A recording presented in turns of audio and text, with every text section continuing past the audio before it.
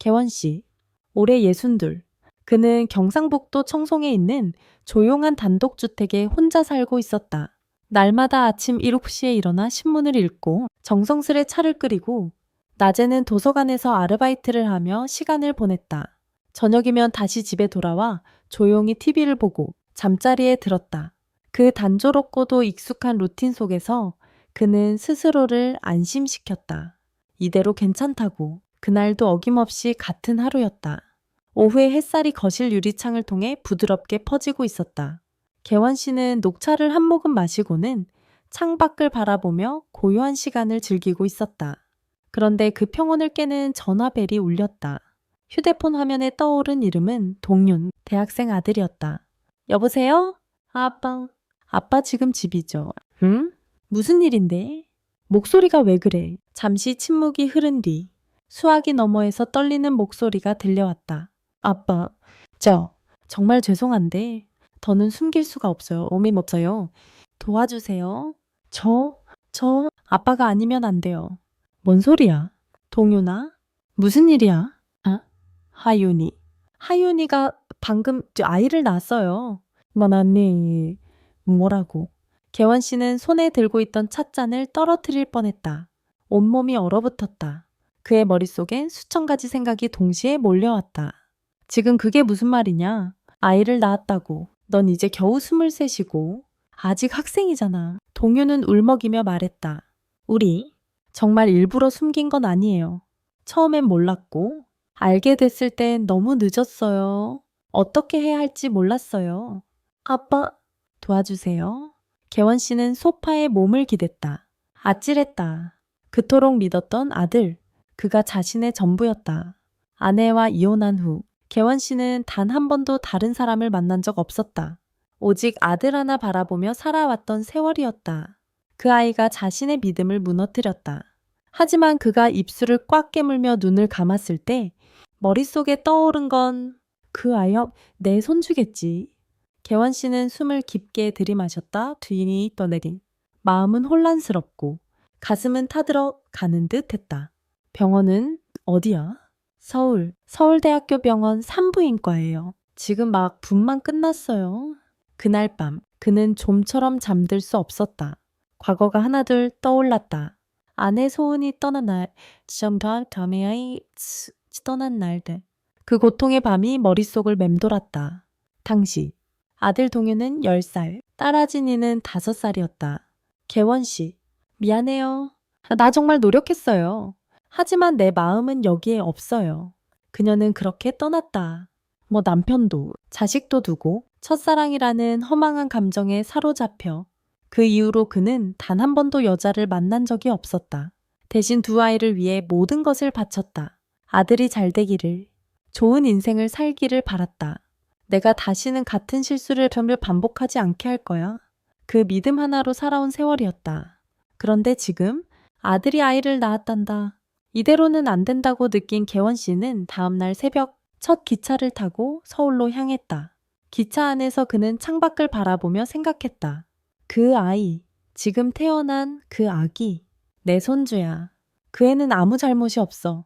난 화날 자격이 있어도 그 아이를 외면할 수는 없어. 서울대학교 병원. 아침 햇살이 병원 로비를 비추고 있었다. 개원 씨는 복도를 따라 빠르게 걸었다. 가슴이 두근거렸다. 3층 산부인과 앞에 서 있는 동윤이 보였다. 얼굴이 창백하고 눈은 충혈돼 있었다. 밤새 한숨도 못 잔 얼굴이었다. 아빠. 아기 어디 있냐? 동윤은 말없이 병실 문을 열었다. 침대 위에는 얼굴이 새하얀 젊은 여성이 누워 있었고 그 옆에 조그마한 인큐베이터 안에 붉은 얼굴의 신생아가 조용히 자고 있었다. 하윤이라는 이름의 소녀. 너무 어리고 여려 보였다. 그녀의 눈동자에는 긴장과 죄책감이 뒤섞여 있었다. 개원 씨는 아이를 한참 바라보다가 말했다. 그 애가 내 손주냐? 네, 아빠? 그는 말없이 아들을 쳐다보았다. 동유는 눈을 피하지 않고 똑바로 응시했다. 아빠, 저 정말 책임질 거예요. 하윤이랑 아기도 제가 다 지킬게요. 제발 믿어주세요. 그 순간 병실 문이 열렸다. 단정한 차림의 한 여성이 들어왔다. 약간은 날카로운 인상의 중년 여성이었다. 안녕하세요. 저는 하윤이 엄마, 미숙이라고 합니다. 네. 저는 동윤이 아버지, 조계원입니다. 이런 자리에서 만나게 되어 안타깝네요. 미숙 씨는 딸의 손을 잡고 걱정스러운 얼굴로 물었다. 하윤아, 괜찮니? 엄마. 그리고 그녀는 시선을 돌려 개원 씨와 눈을 마주쳤다. 그 순간 묘한 정적이 흘렀다. 병실안 공기는 순간 얼어붙은 듯 조용했다. 개원 씨와 미숙 씨는 어색하게 서로를 바라보았다. 그들 사이엔 인사도 미소도 아무 말도 없었다. 대신 두 사람의 시선은 서로에게서 자식에게 그리고 인큐베이터 안에 있는 아기에게로 옮겨졌다. 잠시 후 미숙 씨가 먼저 입을 열었다. 왜 이렇게 될 때까지 아무 말도 하지 않았을까요? 우리 애들은? 동유는 고개를 푹 숙였다. 죄송해요. 저희 무서웠어요. 부모님들이 실망하실까봐, 감당할 수 없을까봐. 하윤도 작게 떨며 입을 열었다. 저도요. 정말 말하고 싶었지만 그냥 아이만 무사히 낳고 나서 말씀드리고 싶었어요. 미숙 씨는 머리를 감싸주며 조용히 한숨을 내쉬었다. 정말 너희가 뭘 한다고 이런 일을 벌였니? 너희 아직 너무 어려. 개원 씨는 말없이 아기를 바라보다가 천천히 인큐베이터 앞에 다가섰다. 그 안에 아기는 붉은 얼굴을 한 채 작게 숨을 쉬고 있었다. 작은 손가락, 오므린 입술, 조용한 잠. 그 모습을 보고 있자니 머릿속이 하얘졌다. 그는 돌아서서 동윤을 바라보았다. 너 정말 책임질 수 있겠냐? 동윤은 망설임 없이 고개를 끄덕였다. 네, 아빠. 무슨 일이 있어도 하윤이랑 아이를 지킬게요. 미숙 씨는 딸의 손을 꼭 잡고 말했다. 엄마는 네가 다시 학교 다니는 걸 원해. 이 아이 키우면서도 절대 포기하지 마. 개원 씨도 고개를 끄덕였다. 맞습니다. 아이는 우리 둘이 함께 도울 테니 너희는 학업 절대 놓지 마라. 두 어른은 서로를 다시 바라보았다. 그리고 그 순간 둘 다 알았다. 이건 단지 두 젊은이의 일이 아니라 두 가족이 함께 짊어져야 할 일이란 것을. 며칠이 지나고 서울대학교 병원 신생아실 앞에서 두 노인은 다시 마주 앉아 있었다. 아기 은우는 인큐베이터 안에서 점점 건강을 회복해가고 있었고 하윤도 서서히 기운을 찾고 있었다. 개원 씨는 병원 로비 자판기에서 뽑아온 뜨거운 커피를 조심스럽게 미숙 씨 앞에 내밀었다. 따뜻한 거 드시죠. 감사해요. 미숙 씨는 컵을 받아들며 고개를 살짝 숙였다. 둘 사이엔 아직 많은 말이 오가지 않았다. 처음에는 그저 아이를 위한 협력자였다. 하지만 며칠간 같은 병원, 같은 공간, 같은 걱정을 나누며 조금씩 말이 트이기 시작했다. 애들 참 어리석죠. 개원 씨가 먼저 입을 열었다. 그렇죠. 요즘 애들은 책임보다 감정이 앞서니까요. 하지만 또 그렇다고 손 놓을 수도 없죠. 맞아요.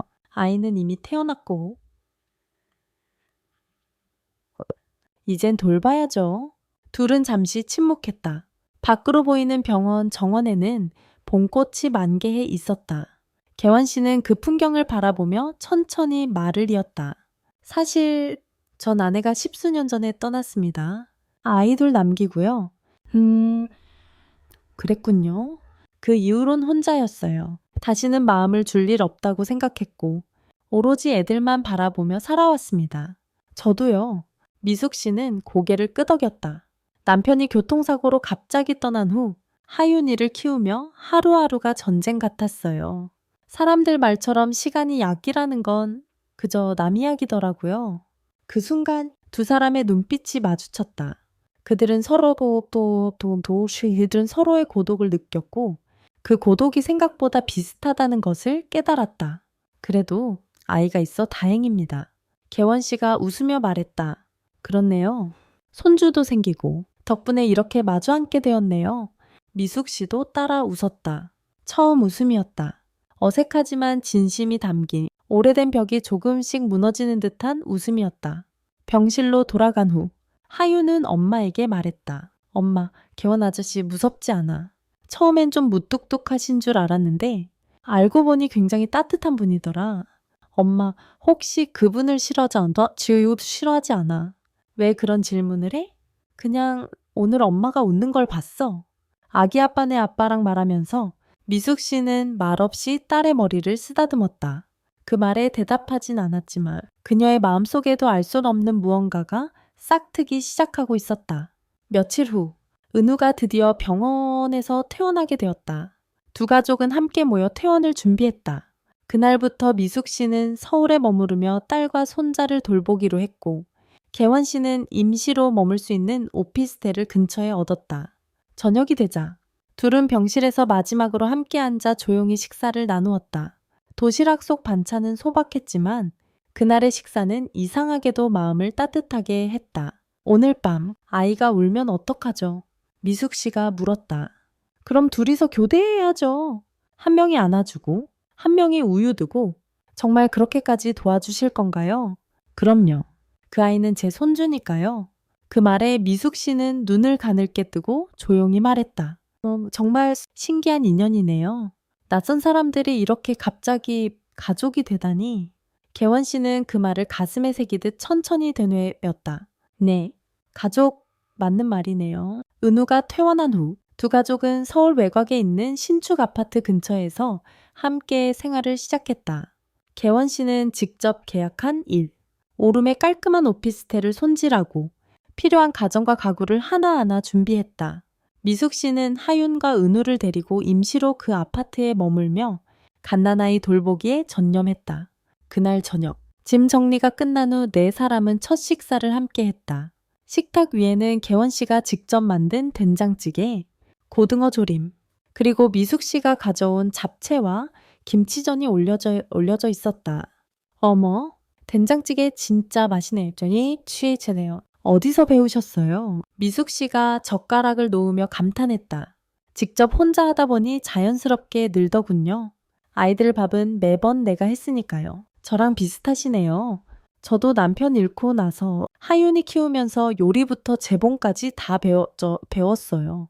둘은 눈을 마주치고 웃었다. 그 웃음 속엔 수많은 공감이 담겨 있었다. 부엌길의 손이 익은 아버지, 실수 없이 수유 준비를 해내는 엄마. 두 사람은 어느새 완벽한 팀처럼 움직이고 있었다. 밤 10시, 하윤과 동료는 각자의 방에서 은우를 재우고 있었다. 거실에 남은 개원 씨와 미숙 씨는 함께 소파에 앉아 TV를 보고 있었다. 하지만 누구도 화면에 집중하지 않았다. 잠시 침묵. 개원 씨가 먼저 입을 열었다. 처음엔 정말 화가 났었어요. 동윤이가 이런 일을 벌였다는 게. 하지만 이제 은우를 보니까 세상에 이런 기적도 있구나 싶네요. 저도요. 하윤이가 너무 어리게 느껴졌어요. 어제요. 어떻게 엄마가 될까 걱정도 많았죠. 근데 요 며칠 사이에 달라졌어요. 눈빛도 말투도 책임감이 보이더라고요. 개원 씨는 고개를 끄덕였다. 우리가 해줄 수 있는 건 결국 곁에 있어주는 거겠죠? 맞아요. 혼자 버티게 둘 수는 없어요. 그리고 이렇게라도 옆에 누군가 있다는 게 저도 참 고맙네요. 그 말에 개원 씨는 살짝 당황한 듯 고개를 돌렸다. 하지만 마음 깊숙한 곳에서 묘한 온기가 피어올랐다. 그는 조용히 웃으며 말했다. 저도요. 요즘 들어서 오랜만에 누군가랑 함께 있는 기분을 느낍니다. 며칠 후, 어느 늦은 밤 은우가 갑자기 열이 나기 시작했다. 하유는 당황해 울먹였고 동유는 응급실에 가야 한다며 급히 택시를 잡았다. 그 와중에도 개원 씨와 미숙 씨는 침착하게 움직였다. 미숙 씨는 젖은 수건으로 은우의 이마를 닦으며 말했다. 괜찮아. 괜찮아. 애들 다 한 번쯤은 그래. 금방 나을 거야. 개원 씨는 소리 없이 병원 가방을 챙기고 젖병, 기저귀, 예방접종 수첩까지 놓치지 않았다. 응급실에서 진료를 받은 결과 다행히 큰 병은 아니었고 감기에서 오는 열이었다. 하지만 그날 밤 아이를 품에 안고 의자에 기대어 선잠에 빠진 미숙 씨를 보며 개원 씨는 가슴이 뭉클해졌다. 그녀는 여전히 강하고 여전히 따뜻했다. 혼자서도 아이를 지키려는 그 단단함이 어쩐지 개원 씨의 마음 어딘가를 건드렸다. 며칠 후 어느 맑은 오후 은우가 낮잠을 자는 사이 둘은 베란다에 앉아 따뜻한 유자차를 나눴다. 창밖에는 봄 햇살이 가득했고 거리엔 벚꽃이 흩날리고 있었다. 요즘 이상해요. 미숙 씨가 먼저 말했다. 이렇게 하루가 가는 게 아깝지 않다고 느껴져요. 개원 씨는 조용히 웃으며 고개를 끄덕였다. 같이 있어서 그런 거겠죠? 그 순간 바람이 살랑 불었다. 그들의 머리카락이 가볍게 흔들렸고 유자차의 향이 공기 속에 퍼졌다. 그리고 둘은 아무 말 없이 한참을 그렇게 앉아 있었다. 마치 오래전부터 함께한 사람들처럼. 서울의 5월, 햇살은 따뜻하고 바람은 살랑거렸다. 은우는 어느덧 100일을 앞두고 있었고 동윤과 하윤은 학교 생활과 육아를 병행하느라 바쁜 나날을 보내고 있었다. 그런 가운데 개원과 미숙은 서로를 바라보는 시간이 점점 길어지고 있었다. 함께하는 아침 식사, 점심 장보기, 저녁 아기 목욕, 그리고 밤 늦게까지 이어지는 대화들. 언제부턴가 둘 사이엔 설명할 수 없는 공기가 감돌았다. 친밀하지만 조심스러운, 따뜻하지만 경계심 어린, 마치 누가 먼저 말이라도 꺼내면 무너질 것 같은 묘한 균형. 어느 밤, 은우가 잠든 후 미숙은 소파에 기대어 조용히 창밖을 바라보고 있었다. 개원은 주방에서 차를 우려냈다. 조용한 음악이 흐르고 있었다.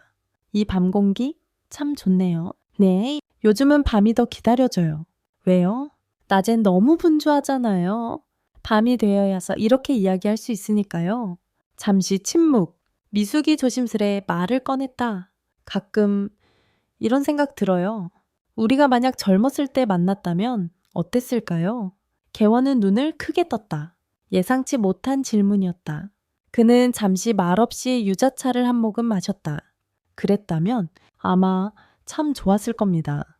미숙은 고개를 돌려 그를 바라보았다. 하지만 지금은 좀 애매하죠. 우리는 아이들 때문에 만난 사이고 서로의 인생에 책임이 있는 나이고 개원은 조용히 고개를 끄덕였다. 그래서 더 조심스러운 거겠죠? 나도 그래요. 가끔은 그냥 이대로면 좋겠다는 생각이 들다가도 이건 아닌가 뭐 싶을 때가 있어요. 두 사람의 눈이 마주쳤다. 그 속엔 고백보다 무거운 감정이 있었다. 설레임도, 두려움도, 책임도 모두 섞인 복잡한 마음. 다음 날, 동윤과 하윤은 갑작스레 단 하루 가족 여행을 떠나게 되었다. 아빠, 엄마, 은우는 맡길게요. 24시간만. 정말 오랜만에 둘이 좀 쉬고 올게요. 그렇게 남겨진 두 사람. 은우가 잠든 밤, 둘만 있는 집 안엔 정막이 흘렀다. 개원은 텔레비전을 켰지만 집중할 수 없었다. 미숙은 주방에서 컵을 씻다가 멈췄다. 그리고 아무 말 없이 마주 앉은 두 사람. 이상하죠? 미숙이 먼저 입을 열었다. 오늘 하루 아이도 없고 젊은이들도 없고 우리 둘만 있으니까 괜히 불편해요. 네, 저도 좀 그렇네요. 근데 왜 불편할까요? 개원은 침묵하다가 조용히 말했다. 그건 우리가 너무 가까워졌기 때문 아닐까요? 그리고 그 감정을 아직 정확히 이름 붙이지 못해서 그런 것 같아요. 그 순간 짧은 정적, 그리고 미숙은 입술을 깨물며 시선을 돌렸다. 이 나이에 설레는 기분이라니 좀 웃기죠? 개원은 작게 웃었다. 아니요, 전혀요. 전 오히려 그 감정이 살아있다는 게 감사해요. 그날 밤 늦게 잠들지 못한 개원은 거실 소파에 앉아 조용히 밤을 보내고 있었다. 창밖에는 달빛이 내려다고 있었고 시계는 새벽 1시를 가리키고 있었다.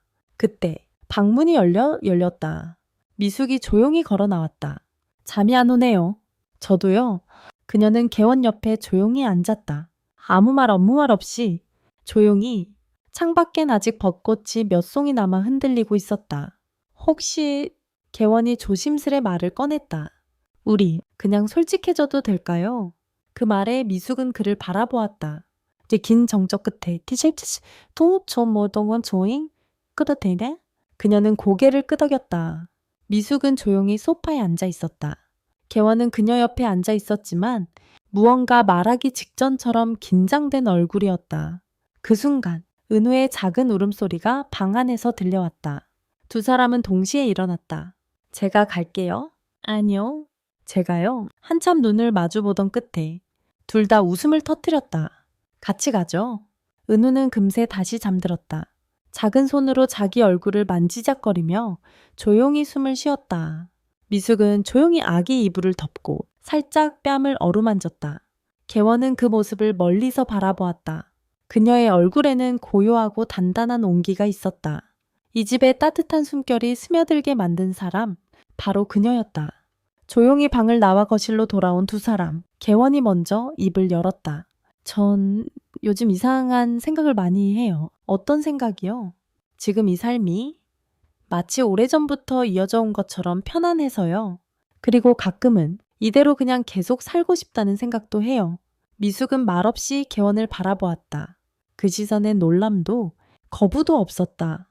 대신 이해와 공감이 있었다. 사실 저도 그래요. 미숙이 작게 말했다. 당신이 없던 그 시간들은 참 외로웠거든요. 근데 이제는 당신이 없던 하루를 상상하기 어려워요. 개원은 눈을 감았다가 다시 떴다. 우린 부모고, 조부모지만 그 전에 한 명의 사람이고, 한 명의 남자. 여자죠. 너무 늦은 걸까요? 미숙은 고개를 저었다. 아니요. 늦은 사랑일지 몰라도 틀린 사랑은 아니에요. 다음 날 해가 밝았다. 하윤과 동윤이 여행을 마치고 돌아왔다. 네 식구는 함께 점심을 먹었다. 식탁 위는 소박했지만 웃음이 넘쳐났다.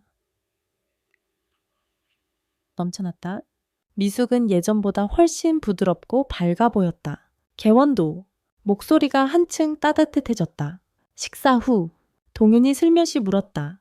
아빠 혹시 요즘 좀 달라지신 것 같아요? 그래. 뭐? 그럴 수도 있지. 하윤도 웃으며 덧붙였다. 우리 엄마도요. 이상하게 요즘 자주 웃어요. 두 사람은 눈빛을 주고받았다. 하지만 대답은 하지 않았다. 어떤 감정은 말로 설명하지 않아도 눈빛 하나로 충분했다. 며칠 후 미숙은 고향으로 돌아가기 위해 짐을 싸고 있었다. 3개월 동안의 동거. 이제 각자의 자리로 돌아가야 할 시간이었다. 개원은 현관 앞에서 그녀를 배웅했다. 잘 다녀오세요. 고생 많으셨습니다. 감사해요. 진심으로 혹시 다음에 저희 쪽으로 또 올 일 있으시면 꼭 연락 주세요. 네. 하지만 그녀는 말끝을 흐리다가 개원의 눈을 마주보며 말했다. 그 전에 혹시 당신이 먼저 저를 찾아올 수도 있잖아요. 개원은 잠시 멍해졌다가 천천히 웃었다. 그럴지도 모르겠네요. 그녀는 고개를 숙여 인사하고 택시에 올랐다. 창밖으로 손을 흔드는 그녀를 향해 개원도 조용히 손을 들었다. 택시가 멀어지는 그 순간 마음 한구석이 쓸쓸하게 저려왔다. 하지만 이번에는 그것이 이별이 아니라는 걸 두 사람은 알고 있었다. 이건 한 계절이 지나고 다음 계절을 맞이하는 일처럼 자연스러운 흐름이었다. 가을이 시작된 어느 아침, 하늘은 높고 푸르렀고 바람엔 서늘한 기운이 섞여 있었다. 개원은 아침 일찍부터 움직이고 있었다. 장롱 깊숙한 곳에 넣어둔 얇은 재킷을 꺼내고 유자차 한 봉, 직접 재운 김치, 손수 구운 밤을 바구니에 담았다.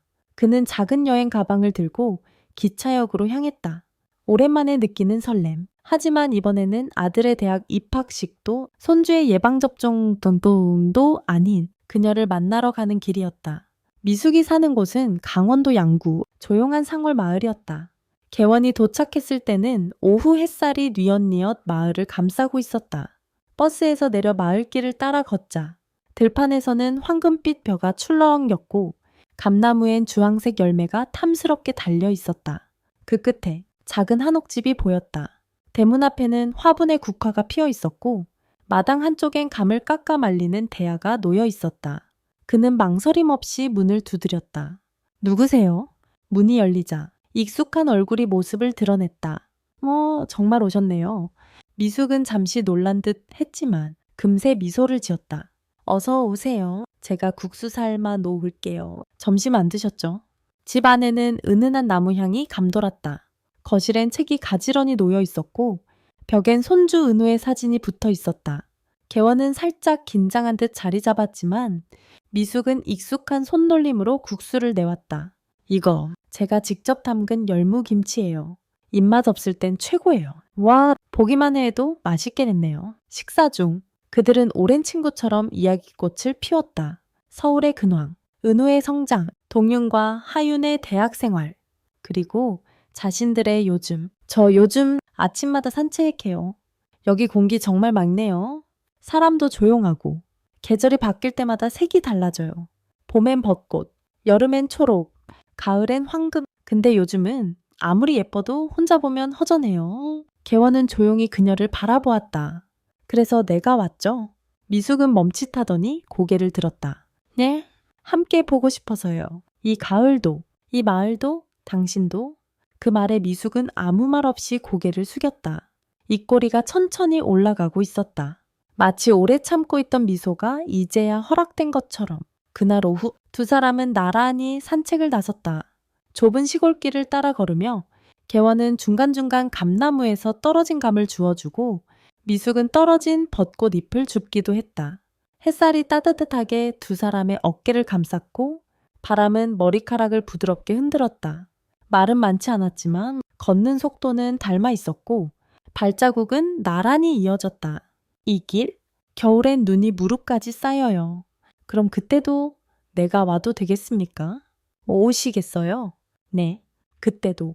그 다음에도, 그 다음 해에도 미숙은 개원의 옆모습을 바라보다 고개를 끄덕였다. 그럼 그땐 아궁이에 불도 피워놓을게요. 저녁, 마당에 등불을 켜고 두 사람은 평상에 앉았다. 별이 하나둘 떠오르고 있었다. 가끔 생각해요. 개원이 조용히 말했다. 우린 늦게 만났지만 그래서 더 천천히, 더 조심스럽게 나아가는 게 아닐까 싶어요. 미숙은 차분히 대답했다. 맞아요. 천천히 오는 계절이 더 오래 머무는 법이죠. 잠시 정적, 그리고 두 사람은 자연스럽게 손을 맞잡았다. 그 손은 따뜻했고, 단단했고, 아주 오래전부터 그랬던 것처럼 자연스러웠다. 며칠 후, 개원이 서울로 돌아가기 전날, 그는 작은 쪽지를 남겼다. 미숙이 아침에 일어나 부엌 식탁 위에서 그것을 발견했다. 이 가을, 당신 덕분에 다시 설렘을 배웠습니다. 겨울에도, 봄에도 다시 올게요. 당신이 허락해준다면 조개원 드림. 미숙은 쪽지를 두 손으로 감싸 안았다. 그리고 창밖을 보며 천천히 중얼거렸다. 안아서 기다릴게요. 그날 저녁, 개원은 다시 기차역으로 향했다. 미숙의 마을에서 떠나는 발걸음은 아쉬움이 가득했지만 마음속 어딘가엔 오래간만에 느끼는 묘한 희망이 자라나고 있었다. 창밖으로 스쳐 지나가는 논밭과 산들, 하늘을 붉게 물들이는 노을, 그 모든 풍경이 이제는 낯설지 않았다. 그는 미숙과 함께 걸었던 시골길을 떠올렸다. 조용히 마주 앉아 국수를 나누던 순간, 그리고 처음으로 서로의 손을 잡았던 밤, 모든 장면이 선명하게 떠올랐고 그 모든 순간들이 그에게 속삭이고 있었다. 이건 끝이 아니라 시작일지도 몰라. 기차는 서서히 서울로 향해 달렸지만 개원의 마음은 이미 다시 돌아가고 있었다. 그리고 어쩌면 다음 계절이 찾아오면 그는 또다시 그녀 곁으로 향하게 될 것이다. 그들의 이야기는 아직 끝나지 않았다. 아니, 이제 막 시작되었을지도 모른다. 이 이야기를 통해 우리는 나이와 관계없이 언제든 마음이 움직이면 삶이 다시 피어난다는 사실을 느낄 수 있었습니다. 혼자라는 익숙함을 깨고 누군가와 다시 마주 앉아 마음을 나누는 용기. 그것이 바로 황혼의 진짜 아름다움 아닐까요? 이 영상이 마음에 드셨다면 좋아요와 구독, 댓글로 응원해주세요. 그리고 이야기의 다음 장, 개원과 미숙의 두 번째 이야기가 궁금하시다면 꼭 함께 기다려주세요. 여러분의 관심과 사랑이 다음 이야기를 이어가는 큰 힘이 됩니다. 우리의 삶처럼 이 이야기도 계속됩니다. 감사합니다.